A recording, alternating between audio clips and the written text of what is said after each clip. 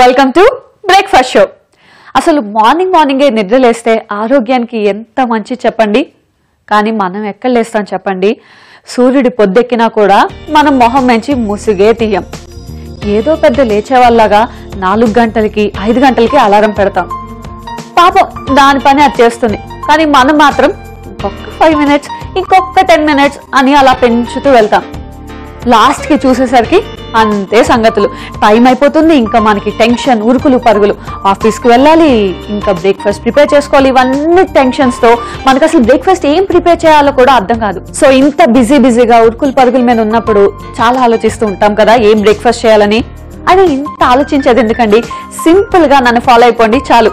మరి ఈ రోజు నేను చేయబోయేది పాలక్ బన్ దోశ. టైం లేనప్పుడు ఎంత ఈజీగా ప్రిపేర్ చేసుకోవచ్చో, ఎంత టేస్టీగా ప్రిపేర్ చేసుకోవచ్చో నేను ఇప్పుడు చేస్తాను. మీరు కూడా చూసి నేర్చేసుకోండి.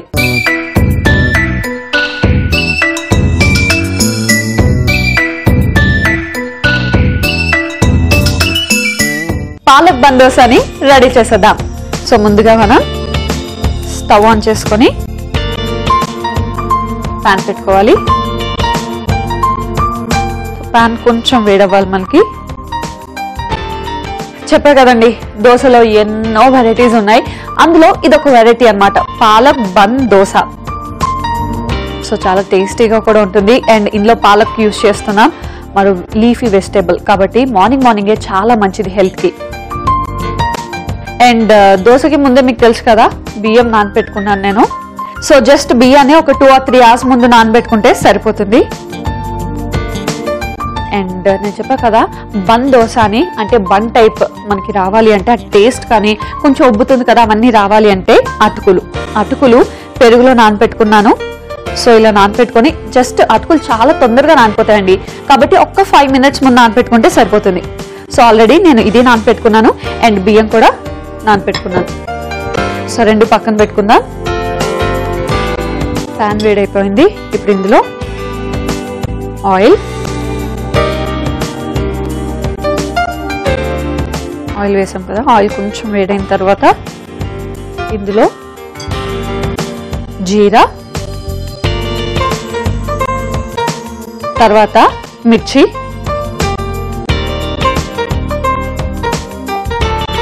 సో చిన్నగా చాప్ చేసుకున్న మిర్చి, తర్వాత ఆనియన్స్.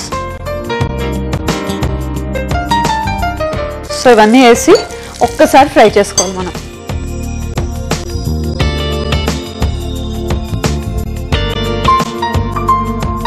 చూసారు కదా, ఇవి చక్కగా ఫ్రై అయిపోయాయి. ఇప్పుడు ఇందులో పాలకూరని వేస్తున్నాను. సో ఏ ఆకుకూర అయినా కూడా చాలా తొందరగా కుక్ అయిపోతుంది. అండ్ మనం చాలా అంటే ఎంత ఆకుకూర తీసుకున్నా అది ఫ్రై అయ్యేసరికి లాస్ట్కి వచ్చేసరికి కొంచెం అయిపోతుంది. కాబట్టి మీరు ఎక్కువ తీసేసుకున్నాను అని కాకుండా మీరు చక్కగా 1 cup 2 cups ప్రిఫర్ చేస్తే చూసారా ఎంత అయిపోయిందో.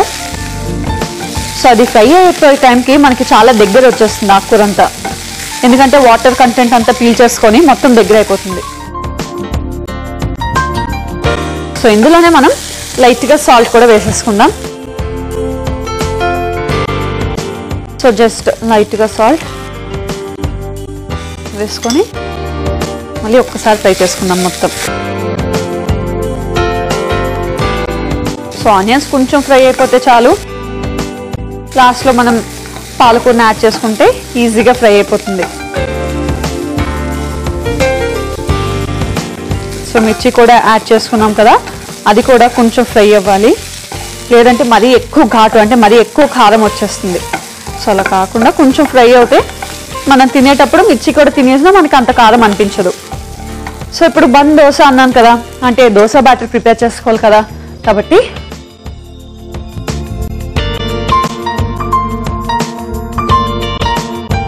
సో ఇందులో బియ్యం,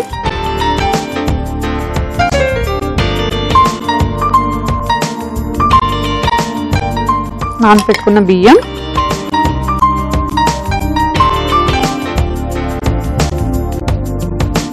అండ్ తర్వాత అటుకులు. సో రెండు వేసుకొని అటుకులు చూసారా కంప్లీట్ పెరుగులో నానిపోయాయి. అండ్ పెరుగు కొంచెం పుల్లగా ఉన్నది తీసుకుంటే చాలా బాగుంటుంది టేస్ట్. అటుకులు కూడా వేసుకొని దీన్ని మనం ఇప్పుడు గ్రైండ్ చేసుకోవాలి. ఎస్, ఇది మనకి రెడీ అయిపోయింది.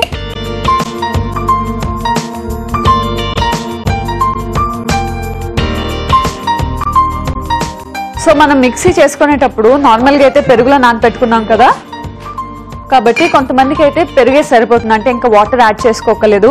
కానీ నేను మాత్రం కొంచెం వాటర్ యాడ్ చేసుకున్నాను. అండ్ మీకు దోశ బ్యాటర్ చేసేటప్పుడు తెలిసిపోతుంది ఎంత వాటర్ యాడ్ చేసుకోవాలి అని. దాన్ని బట్టి మీరు వాటర్ యాడ్ చేసుకోండి, లేదా పెరుగుతోనే సరిపోయింది అంటే వాటర్ యాడ్ చేసుకోకపోయినా పర్లేదు. సో చూసారు కదా చక్కగా. ఇప్పుడు ఇందులో మనం కొంచెం సాల్ట్ వేద్దాం. పాలక్లో సాల్ట్ వేసాం అండ్ దోశలో సాల్ట్ వేయలే కదా, దోశ బ్యాటర్లో ఇందులో సాల్ట్ వేసి మిక్స్ చేసుకోవాలి. సో బ్యాటర్ ఎంత ఉందో చూసుకొని సాల్ట్ వేసుకుందాం, బాగా కలుపుకోవాలి. సో మీకు తెలిసిపోతుంది చూసారు కదా థిక్నెస్ అన్నది, దోశకి ఎంత థిక్నెస్ కావాలి అన్నది. సో కొంచెం థిక్గా ఉంటే వాటర్ కలుపుకోండి. సో కొంచెం వాటర్ మిక్స్ చేసుకొని మనం దీన్ని మిక్స్ చేసుకుందాం. అండ్ ఈ లోపు మనం ప్యాన్ కూడా పెట్టేద్దాం, ప్యాన్ కూడా హీట్ అయిపోతుంది. సో ఈ మొత్తాన్ని కూడా మనం దోశ బ్యాటర్లో కలుపుకోవాలి. సో ఈ దోశ బ్యాటర్ని బాగా మిక్స్ చేసుకోవాలి. మిక్స్ చేసుకుందాం. ఈ లోపు ప్యాన్ కూడా పెట్టేసుకుందాం. సో అది హీట్ అవుతుంది. సో నేను చెప్పా కదా బన్ దోశ అని, అంటే కొంచెం థిక్గానే కావాలి మనకి. కాబట్టి బ్యాటర్ ప్రిపేర్ చేసుకునేటప్పుడు మరీ ఎక్కువ వాటర్ వేయద్దు. సో రెగ్యులర్ దోశ బ్యాటర్ కంటే కొంచెం థిక్గానే ఉండాలి మనకి. చూసారు కదా ఈ థిక్నెస్ ఉంటే మనకి సరిపోతుంది. సో ఇది బాగా మనం మిక్స్ చేసుకోవాలి. అండ్ అటుకులు యూజ్ చేసాం కదా, కాబట్టి కొంచెం థిక్గానే ఉంటుంది మనకి. మరీ ఎక్కువ వాటర్ వేస్తే మనకు అది బన్ దోశ అంటాం కదా, ఆ బన్ టైప్ రాదు, రెగ్యులర్ దోశలో వస్తుంది. సో ఇది బాగా మిక్స్ చేసుకొని మనం దీన్ని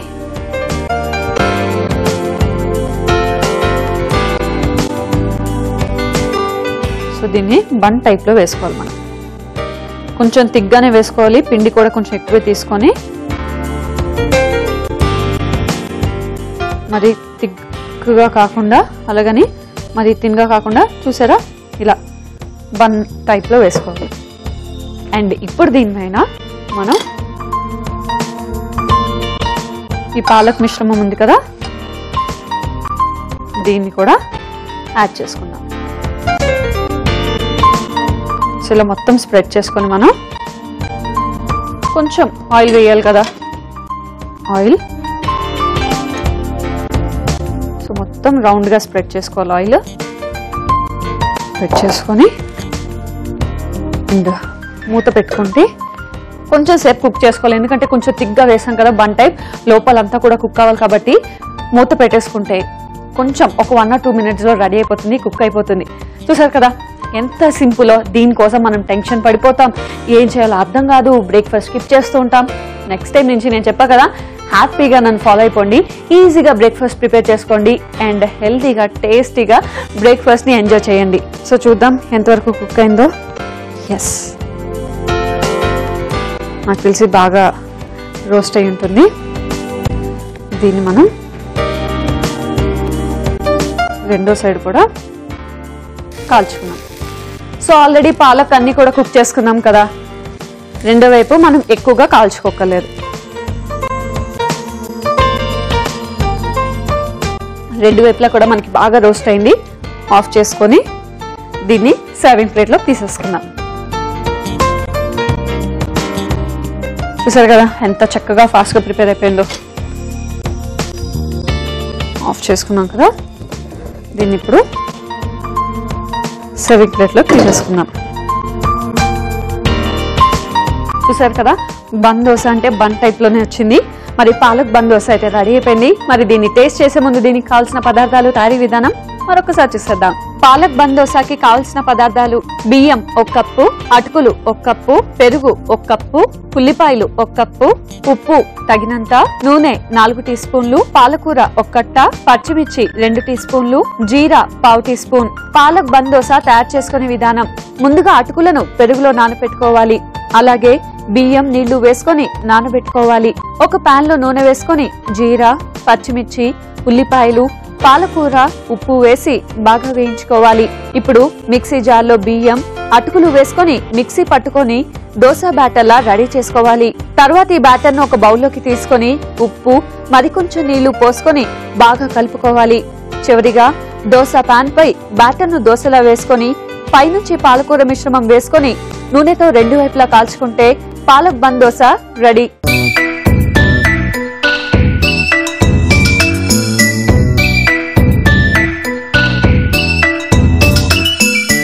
పాలక్ బన్ దోశకి కావలసిన పదార్థాలు, తయారీ విధానం చూసారు కదా. దీన్ని టేస్ట్ చేసి ఎలా ఉందో చెప్తా. అసలు ముట్టుకుంటేనే చాలా సాఫ్ట్ గా ఉంది.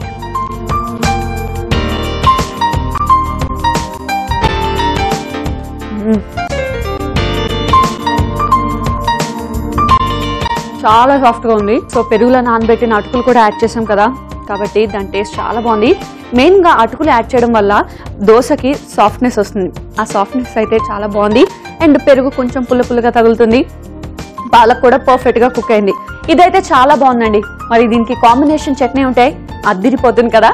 అందుకే ఈ రోజు నేను చేయబోతున్న చట్నీ బీట్రూట్ పుదీనా చట్నీ. అది ఎలా రెడీ చేయాలి ఇప్పుడు నేను చేస్తాను, మీరు చక్కగా ఫాలో అయిపోండి.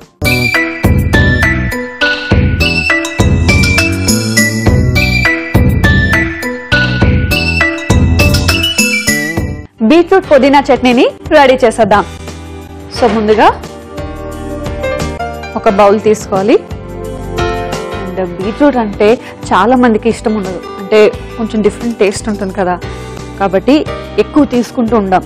కాకపోతే బీట్రూట్లో చాలా ఎక్కువ ప్రోటీన్స్, విటమిన్స్ ఉన్నాయి. అండ్ బీట్రూట్ రెగ్యులర్గా తింటే కనుక ఒంట్లో బ్లడ్ లెవెల్స్ అన్నది ఈక్వల్గా మెయింటైన్ అవుతాయి. అండ్ బ్లడ్ కూడా ప్యూరిఫై అవుతుందంట బీట్రూట్ వల్ల. సో మనం డైరెక్ట్గా తినలేం కాబట్టి ఇలా చట్నీయో ఇంకేదైనా ప్రిపేర్ చేసుకుంటే బాగుంటుంది. సో ముందుగా బీట్రూట్ వేసుకున్నాం కదా. అండ్ తర్వాత వెల్లుల్లి, సో వెల్లుల్లి కూడా యాడ్ చేసుకోవాలి. అండ్ తర్వాత పుదీనా. సో చూసారా, అన్నీ కూడా చాలా హెల్దీ ఇంగ్రీడియంట్స్ యూజ్ చేస్తున్నాం. వెల్లుల్లి, పుదీనా, బీట్రూట్ ఇలా అన్నీ కూడా చాలా మంచి ఇంగ్రీడియంట్స్ మనకి. అండ్ తర్వాత ఎండుమిర్చి. సో బీట్రూట్ కొంచెం స్వీట్నెస్ ఉంటుంది కదా, అందుకనే ఎండుమిర్చి కొంచెం ఎక్కువ పడతాయి. అంటే మరీ స్పైసీనెస్గా ఎక్కువ అయిపోకుండా దానికి తగ్గట్టు వేసుకోండి. అండ్ తర్వాత ఉప్పు,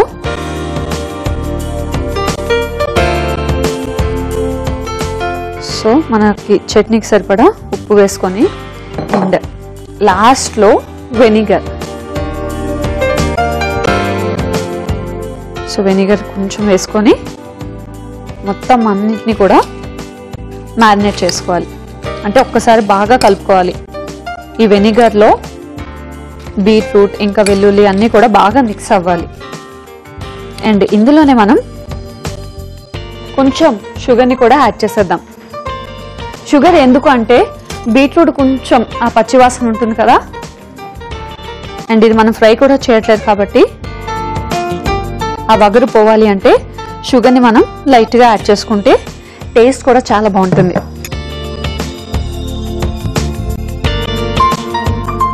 సో ఇవన్నీ కూడా మనం బాగా మిక్స్ చేసుకోవాలి. అయినా రెగ్యులర్గా మనం చేసుకున్న చట్నీ చేసుకుంటే ఏం బాగుంటుంది చెప్పండి.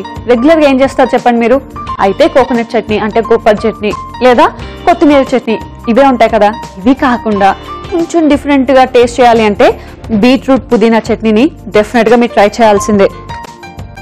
ఎందుకంటే టేస్ట్ కూడా చాలా బాగుంటుంది. ముఖ్యంగా మెయిన్గా హెల్త్ అండి.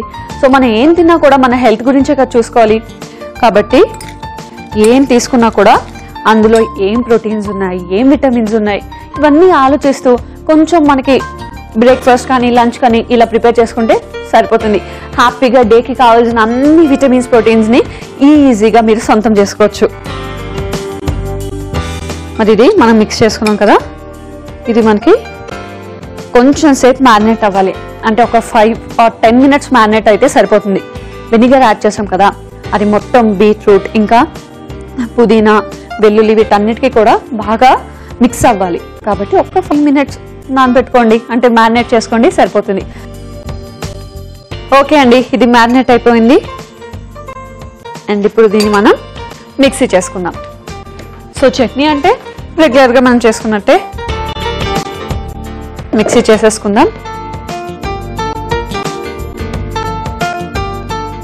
సో ఇది మ్యారినేట్ చేసుకున్నాం కాబట్టి వెనిగర్లో మనకు ఆ వగరు, ఆ పచ్చి వాసన అన్నీ పోతాయి. ఫ్రై చేస్తే ఇందులో ఉన్న ప్రోటీన్స్ అన్నీ పోతాయండి, అందుకే ఫ్రై చేయలేదు మనం. అండ్ బీట్రూట్ వేస్తే కర్రీ అయినా ఎందులో అయినా కూడా ఒక మంచి కలర్ వస్తుంది కదా. ఇప్పుడు దీన్ని మనం మిక్సీ చేసేసుకుందాం. సో వెనిగర్ కొంచెం యాడ్ చేసాం. అండ్ బీట్రూట్లో కూడా వాటర్ కంటెంట్ ఎక్కువ ఉంటుంది కాబట్టి ఇందులో మనం వాటర్ యాడ్ చేసుకోకలే. రెడీ అయిపోయింది. మనకి చెప్పా కదా బీట్రూట్లో వాటర్ కంటెంట్ ఉంటుంది కాబట్టి వాటర్ నేను అసలు యాడ్ చేయలేదు. సో ఇప్పుడు దీన్ని మనం ఒక బౌల్లోకి తీసేసుకుందాం. అండ్ తర్వాత సీజనింగ్ చేసుకుంటే అయిపోతుంది. చూసారు కదా ఎంత కలర్ఫుల్గా వచ్చిందో. ఇందులో వాటర్ యాడ్ చేయకుండా ఉంటేనే చాలా బాగుంటుంది. బీట్రూట్ కొంచెం స్వీట్గా ఉంటుంది కాబట్టి చెప్పా కదా ఎండుమిర్చి ఎక్కువ యూజ్ చేశాను. అండ్ ఇప్పుడు పోప్ ప్యాన్ తెచ్చుకుందాం. చాలా ఈజీగా ప్రిపేర్ అయిపోతుంది కూడా చట్నీ. మీరు ఎప్పుడు తినాలనుకున్నా జస్ట్ బీట్రూట్ ఇంట్లో ఉంటే సరిపోతుంది. కొబ్బరి చట్నీ అవి చేసే బదులు బీట్రూట్ పుదీనా చట్నీ చేసుకోండి, చాలా బాగుంటుంది. సో పుదీనా లేకపోయినా పర్లేదు, బీట్రూట్తో అయినా మీరు ట్రై చేయొచ్చు. ఇందులో ఆయిల్ వేద్దాం. సో పోపుకు సరిపడా ఆయిల్. ఆయిల్ కొంచెం వేడవ్వాలి మనకి. ఇందులో ఆవాలు,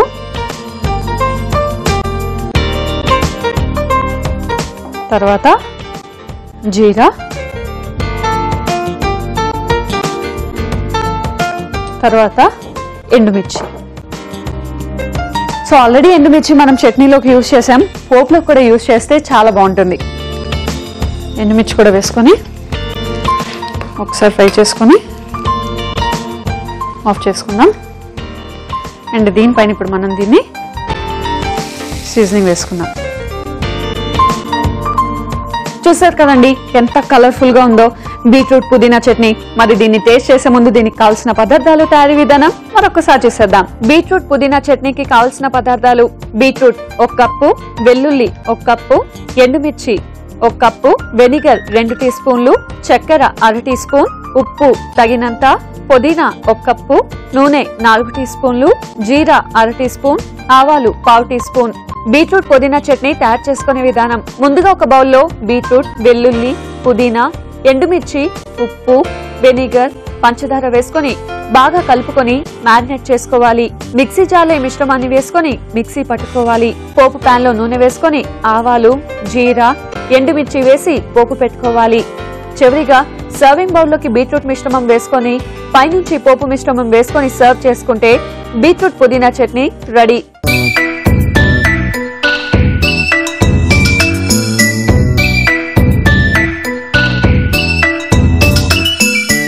బీట్రూట్ పుదీనా చట్నీకి కావాల్సిన పదార్థాలు, తయారీ విధానం చూసారు కదా. దీన్ని టేస్ట్ చేసి ఎలా ఉందో చెప్తా.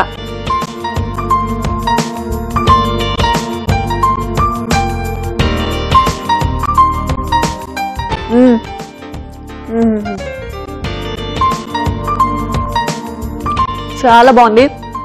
ఆహా, యాక్చువల్గా బీట్రూట్ తింటుందంటే నాకు కూడా అప్పుడప్పుడు బీట్రూట్ ఇష్టం ఉండదండి. ఇలా చేసుకుంటే తింటాను కానీ బీట్రూట్ కర్రీ అవన్నీ ఇష్టం ఉండదు. కానీ ఇది చాలా బాగుంది. ఆ వగరు అన్నీ కూడా పోయాయి. ఒక ఫెంటాస్టిక్ టేస్ట్ వచ్చింది. అంటే వెనిగర్ యాడ్ చేసాం కదా, సో పుల్లగా, అండ్ ఎండుమిర్చి యాడ్ చేసాం కదా, స్పైసీనెస్ కూడా కరెక్ట్గా ఉంది. బీట్రూట్, పుదీనా ఈ 2 ఫ్లేవర్స్ కూడా చాలా పర్ఫెక్ట్గా మిక్స్ అయ్యాయి. సో ఇదైతే డెఫినెట్గా ఒక డిఫరెంట్ చట్నీ అండి, డిఫరెంట్ టేస్ట్ వస్తుంది.